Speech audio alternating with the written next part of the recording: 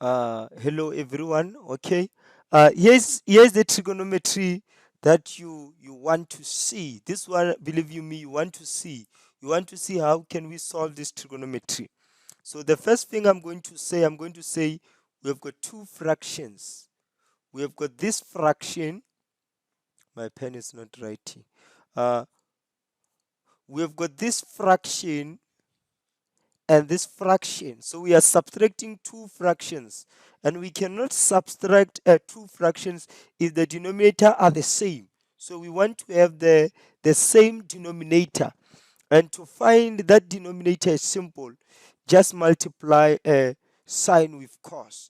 Just say sine times cos, this denominator. So our denominator is going to be sine x cos x.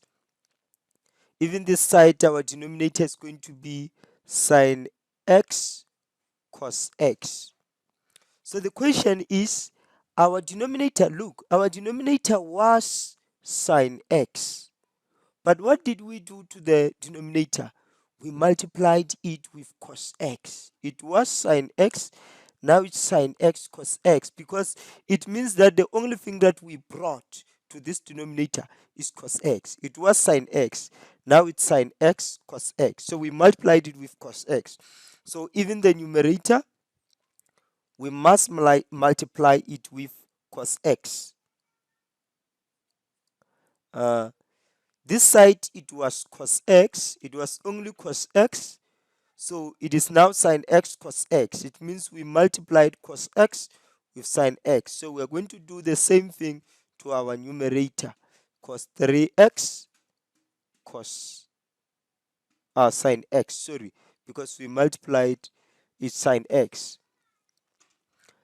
Now, what we are going to do now, let's say this is sine 3x times cos x minus cos 3x times sine x all over sine x cos x. Sine 3x cos x. Wow!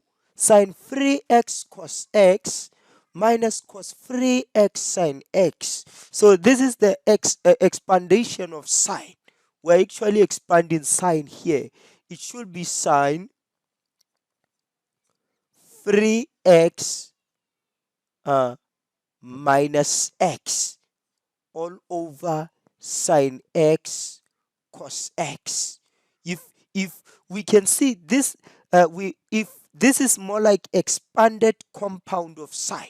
So this is how I'm simplifying it.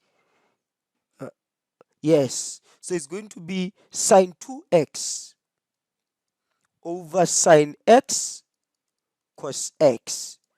And we know that sine 2x is 2 sine x cos x over sine x cos x. The answer is 2.